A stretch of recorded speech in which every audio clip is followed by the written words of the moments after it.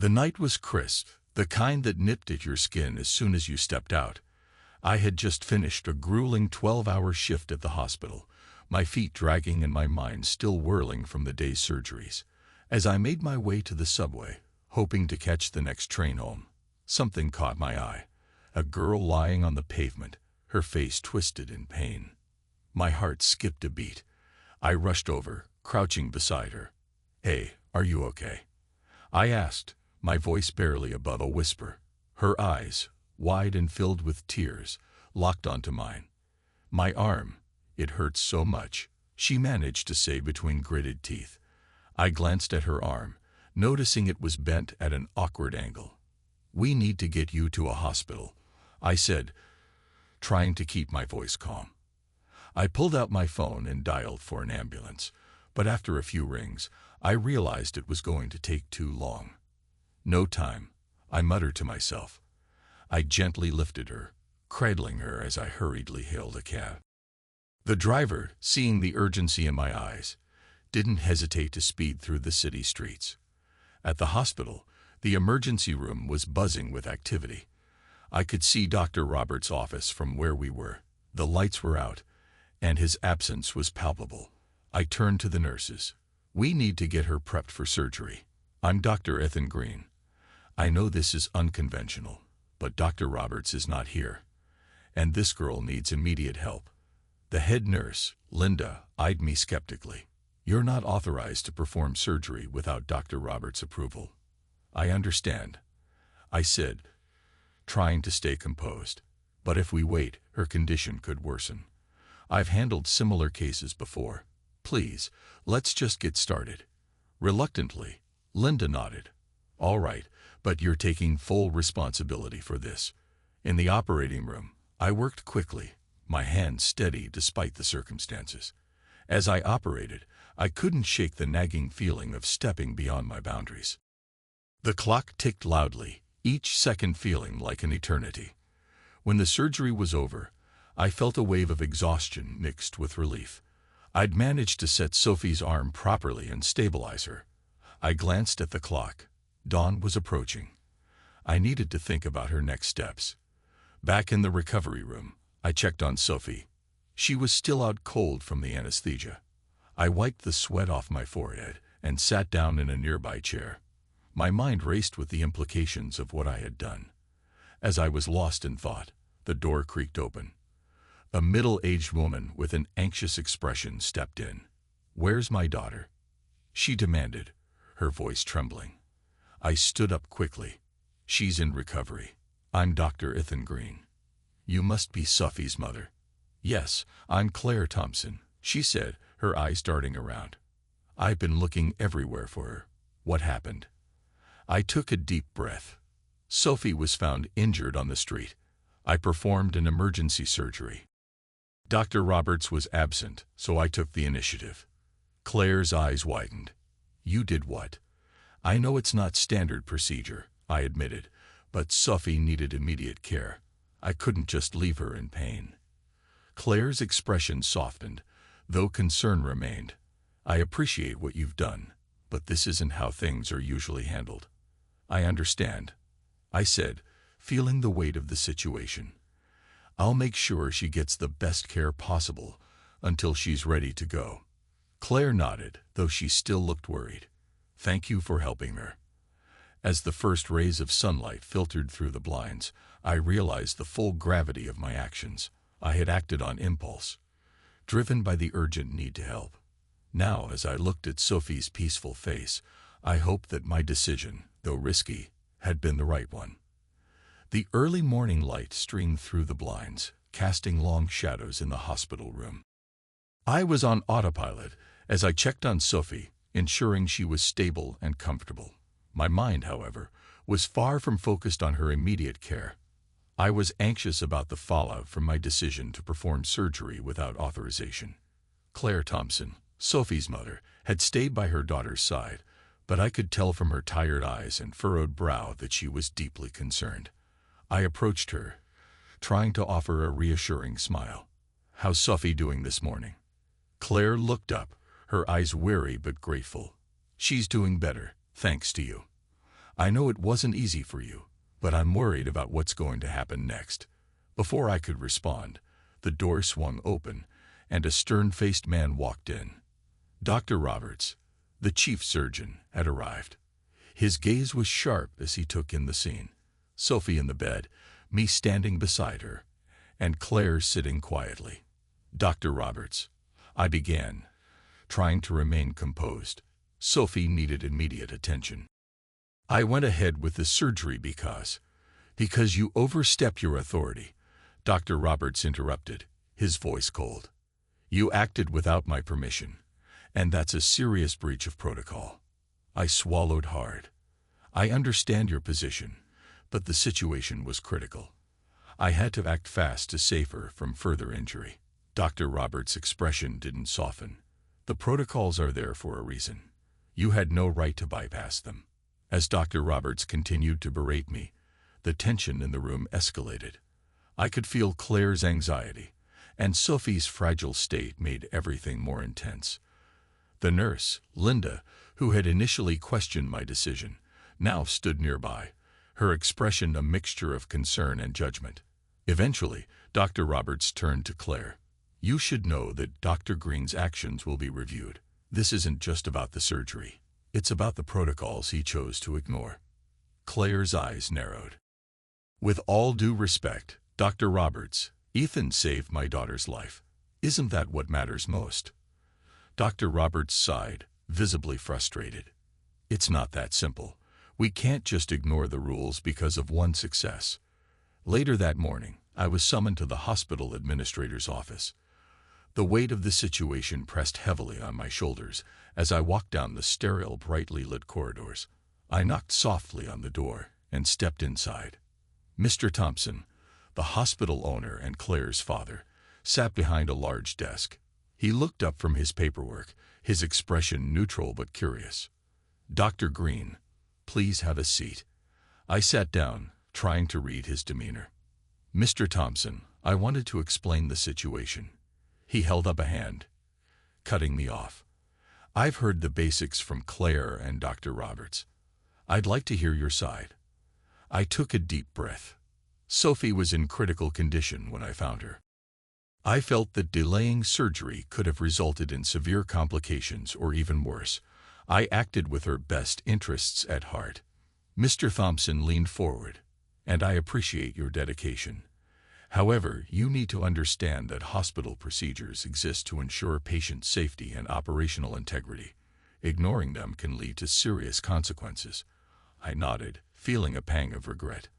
"I understand that, but I hope that by taking immediate action, I could make a difference." The conversation was cut short when a knock at the door interrupted us. Claire entered, her expression determined. "Mr. Thompson, I've come to speak on Ethan's behalf." Her father looked at her, then back at me. "Claire, I appreciate you advocating for Dr. Green, but there are rules and regulations that need to be followed." Claire stood her ground. "I know, Dad, but Ethan did something extraordinary. He saved Sophie's life when no one else could. Doesn't that count for something?" Mr. Thompson sighed, clearly conflicted. "I understand your point. I'll take your perspective into consideration. But this isn't an easy decision." As Claire and Mr. Thompson continued their discussion, I felt a mixture of hope and anxiety. My fate at the hospital hung in the balance, and I could only wait and see how the situation would unfold. The waiting area outside Mr. Thompson's office was unusually quiet. I paced back and forth, my mind racing with worry. The decision on my fate hung in the balance, and the prospect of losing my job weighed heavily on me. Just as I was about to lose myself in thought, Claire entered the waiting area. Her expression was a mixture of determination and apprehension. She approached me, her voice low but firm. "Ethan, have you heard anything yet?" I shook my head, trying to force a small smile. "Not yet. I'm just waiting to see what Mr. Thompson decides." Claire placed a reassuring hand on my shoulder. "You did the right thing. No matter what happens, I want you to know that I appreciate everything you did for Sophie." Before I could respond, Mr. Thompson emerged from his office, his face set in a grim expression. I stood up quickly, Claire following suit. "Dr. Green," Mr. Thompson began, "I've reviewed the situation thoroughly." I nodded, bracing myself. "Yes, Mr. Thompson." He gestured for us to sit. "I've taken Claire's input into account, as well as Dr. Roberts' concerns. It's clear that your actions were driven by a genuine desire to help Sophie, and for that, I commend you." Claire's eyes lit up with hope, but Mr. Thompson's next words caused her expression to falter. "However, we cannot overlook the breach of protocol. Ignoring hospital procedures, even with good intentions, creates a dangerous precedent." The room felt heavier as Mr. Thompson continued. "Dr. Roberts has recommended disciplinary action. Given the gravity of the situation, I am left with no choice but to terminate your employment, Dr. Green." I felt a lump form in my throat. I understand the need to uphold procedures, but I only acted because I genuinely believed it was necessary to save Sophie's life. Mr. Thompson nodded, his face sympathetic. "I appreciate your dedication and understand your intentions. That said, we must maintain the integrity of our hospital's protocols." Claire, who had been listening quietly, finally spoke up. "Dad, if I may." Mr. Thompson raised a hand to pause her. "Claire, I appreciate your concern, but the decision is final." Claire's voice trembled with frustration. "Dad, Ethan's actions saved Sophie's life. He took a huge risk, and he did it for the right reasons. Is there no way to find a middle ground?" Mr. Thompson sighed deeply. "I understand where you're coming from. I'm willing to reconsider if we can find a suitable resolution that balances both the need for protocol and the recognition of Ethan's actions." The discussion continued as Mr. Thompson and Claire negotiated potential solutions. I sat silently, feeling both hopeful and helpless. After what felt like an eternity, Mr. Thompson finally looked at me with a thoughtful expression. "Dr. Green, I'm prepared to offer a compromise. I will overturn the termination decision under the condition that you undergo additional training regarding hospital protocols. Furthermore, we will promote you to Chief of Surgery, given your exemplary skill and dedication." Claire's face brightened with relief, and I felt a wave of gratitude. "Thank you, Mr. Thompson. I'll gladly comply with any additional training needed." Mr. Thompson nodded. "Good. Let's ensure that this situation strengthens our commitment to both patient care and institutional integrity." As Mr. Thompson returned to his office, Claire turned to me, a warm smile on her face. "You did it, Ethan. You've got a new chance, and I'm glad we could help make it happen." I took a deep breath, feeling a renewed sense of purpose. "Thank you, Claire. I appreciate your support more than you know." With the weight of the decision finally settled, I knew that my path forward would be challenging, but I was ready to face it, bolstered by the support of Claire and the opportunity to make a difference in my new role. The following weeks were a whirlwind of activity as I adjusted to my new role as Chief of Surgery. The responsibility was daunting, but the support from my colleagues and Claire helped ease the transition. Despite the pressures, I was determined to make a positive impact and honor the second chance I'd been given. One afternoon, as I was reviewing patient files in my new office, Claire knocked on the door and entered with a cheerful smile. She held a file in her hand and a cup of coffee for me. "Thought you might need a pick-me-up," she said, handing me the coffee. "And I have something else to discuss." I took the coffee gratefully. "Thanks, Claire. What's up?" She sat down across from me, her expression thoughtful. "I've been talking to my dad about the hospital's community outreach programs. We're looking to expand them, and I thought it might be a great opportunity for you to get involved." I leaned back in my chair, intrigued. Expanding outreach programs. That sounds promising. How can I help? Claire opened the file and showed me some preliminary plans. "We're thinking about launching a series of free health clinics in underserved areas. We need someone with your expertise to lead the medical side of things and ensure everything runs smoothly." I scanned the document, feeling a surge of excitement. This could be a fantastic way to give back to the community. I'd love to be involved. Later that week, I attended a meeting with Claire and the team working on the outreach program. As we discussed logistics and potential locations, I noticed a familiar face among the attendees, Sophie's mother, Claire. She had been actively participating in these meetings, which surprised me. After the meeting, I approached Claire and Sophie, who were discussing plans for the next clinic. "Claire, Sophie," I greeted them. "I didn't realize you were involved in this project." Claire looked up, her face lighting up. "Yes, I've been working with the team to ensure the outreach programs address the needs of the community. It's been a rewarding experience." Sophie, who was now in a cast and on crutches, smiled at me. "I've been helping out too. It's amazing to see how many people are eager to volunteer and support the cause." I nodded, impressed. "I'm glad to see you both so involved. It's inspiring to see how much good can come from challenging situations." A few days later, as I was leaving the hospital after a long day, I saw Claire and Sophie standing outside, waiting for me. Claire had a folder in her hand and looked excited. "Ethan, we have something for you," Claire said, handing me the folder. I opened it to find a beautifully designed invitation for a community event celebrating the launch of the outreach program. The event was scheduled for the following week and was meant to honor the contributions of everyone involved. "This is wonderful," I said, touched by the gesture. "Thank you for including me." Sophie grinned. "We couldn't have done it without you. Your leadership has made a huge difference." Claire nodded in agreement.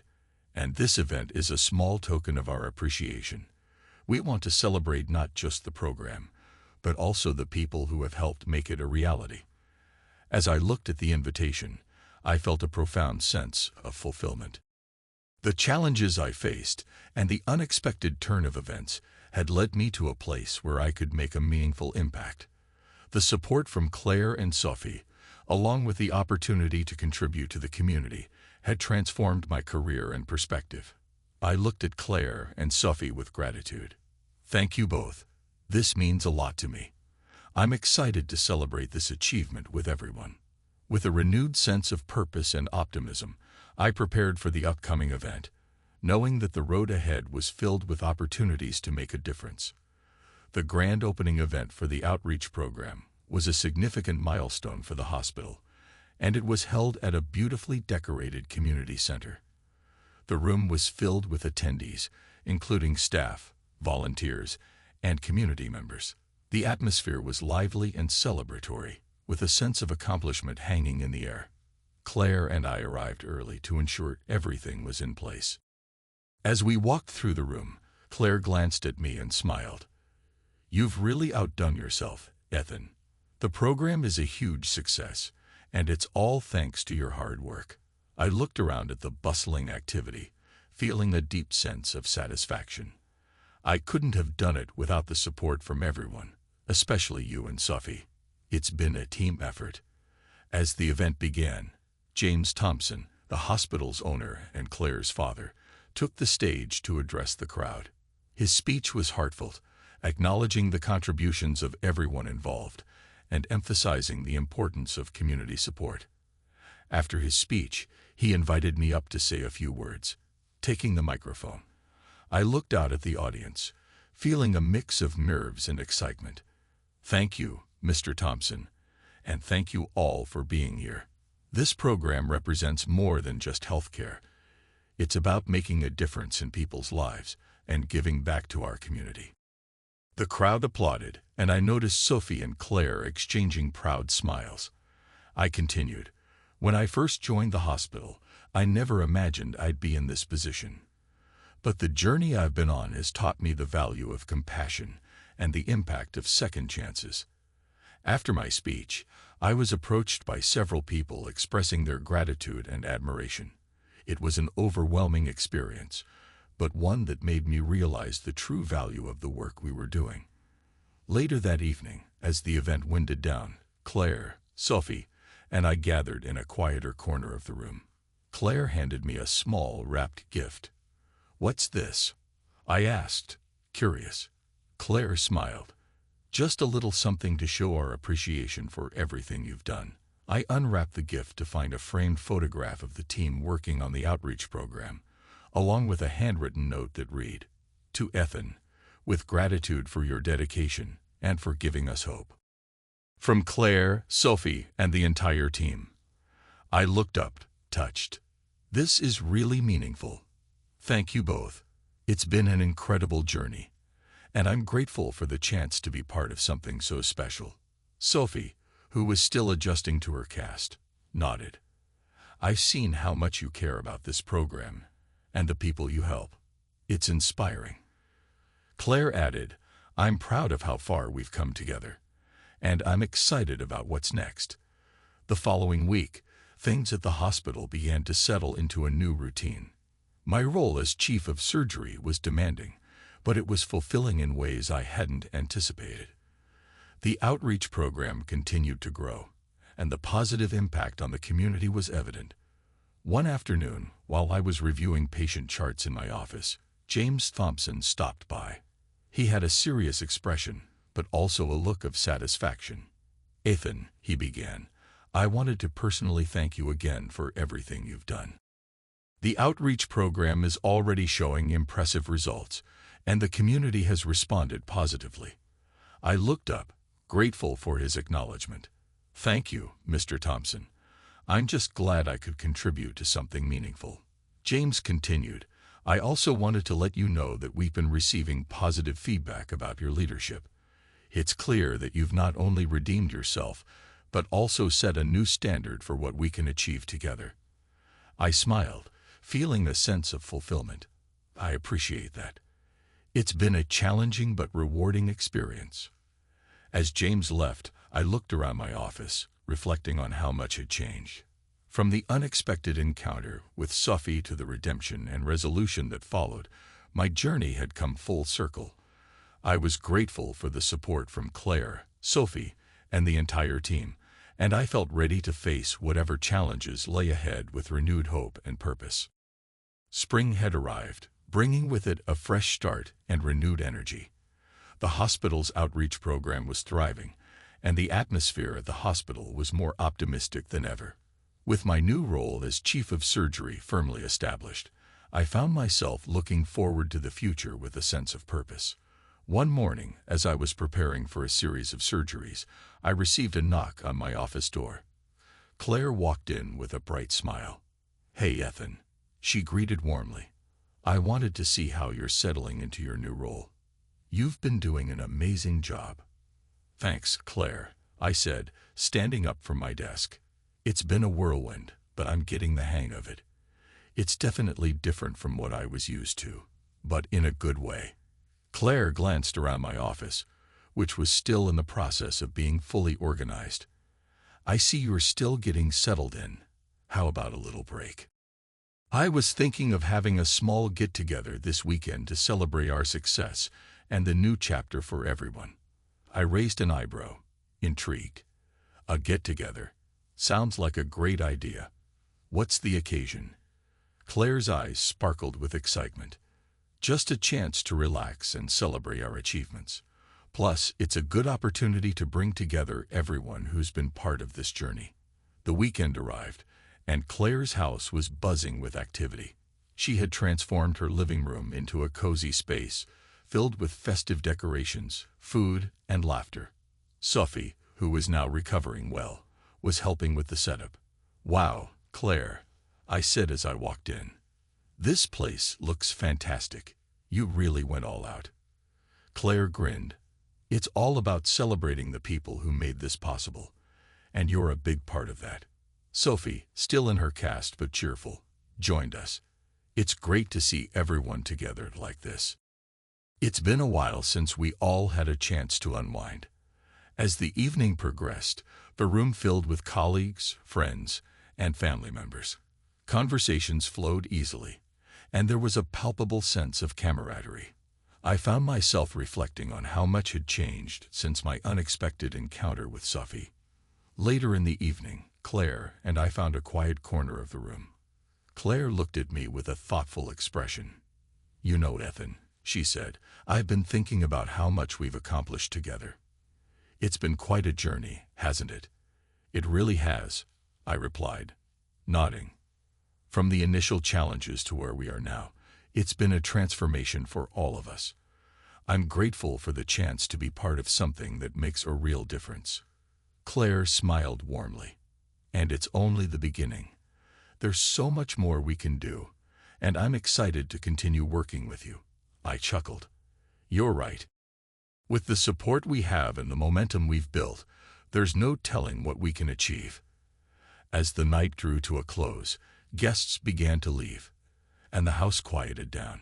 Claire and Sophie helped clean up, and I offered to lend a hand. Claire looked at me gratefully. Thanks for helping out.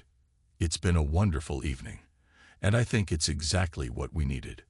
No problem, I said, drying a dish. I enjoyed it. It's good to take a moment to celebrate and appreciate how far we've come. Sophie, still in high spirits, added, Here's to many more milestones and new beginnings. Claire and I both nodded in agreement. The evening had not only been a celebration, but also a reaffirmation of our commitment to each other and the work we were doing. As I left Claire's house that night, I felt a renewed sense of optimism and excitement for the future.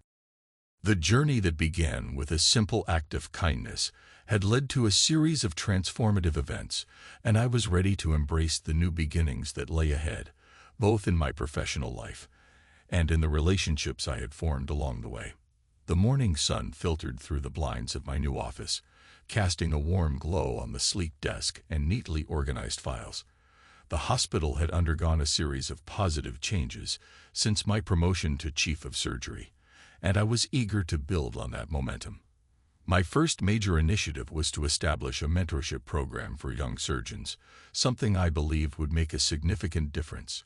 As I reviewed the program's details, Claire and Sophie walked in, carrying coffee and pastries. Good morning, Evan. Claire greeted cheerfully. We thought you might need a pick-me-up before diving into your busy day. Good morning, both of you, I said with a smile, accepting the coffee. This is a pleasant surprise. I could definitely use a break. Sophie set the pastries on my desk. I heard about your new mentorship program. It sounds amazing. You're going to make a big impact with that. Thanks, Sophie, I said, appreciative of her enthusiasm. I hope so. It's something I've wanted to do for a long time. I think it's important to support and guide the next generation of surgeons. Claire nodded in agreement. Absolutely. I've seen firsthand how your dedication and skill have already made a difference. This program will take it even further. Later that week, I hosted the first meeting of the mentorship program. The conference room was filled with eager young surgeons, and the energy was palpable. Claire and Sophie attended to show their support, and their presence was a reminder of how far we had come.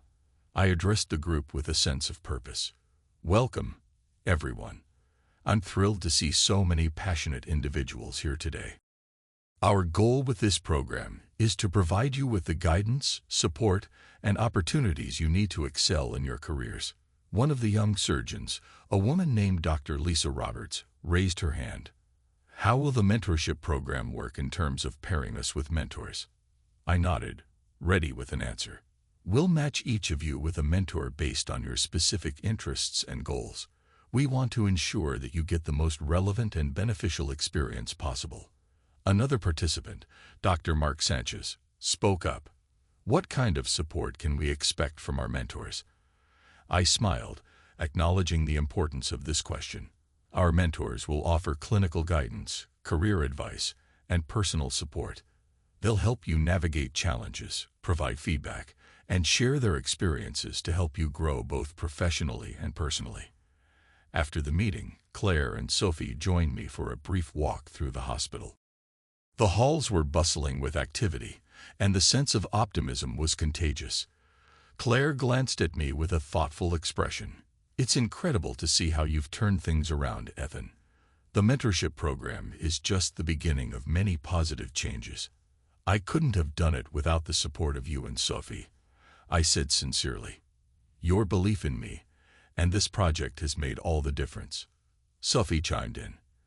And we're excited to see where this journey takes us. It feels like we're part of something really special. Claire's eyes softened with pride. We are. And as we continue to grow and make an impact, it's important to remember that we're building a legacy, one that will benefit countless others in the future. As the weeks went by, the mentorship program flourished, and I felt a deep sense of fulfillment. My relationship with Claire and Sophie continued to strengthen, and we often spent time together outside of work, sharing our experiences and supporting each other. One evening, as we gathered for dinner at Claire's house, the conversation turned to our plans and dreams for the future. Claire raised her glass. To new beginnings and meaningful futures. To the work we're doing and the lives we're touching. Sophie and I joined in, raising our glasses in a toast. To the future, we echoed. The sense of camaraderie and shared purpose was palpable. The journey that began with a single act of kindness had blossomed into something far greater, and I was grateful for the opportunities that lay ahead. As I looked around at the people who had become so important to me, I knew that our future was not just about professional success, but also about the meaningful connections we had forged and the impact we would continue to make together.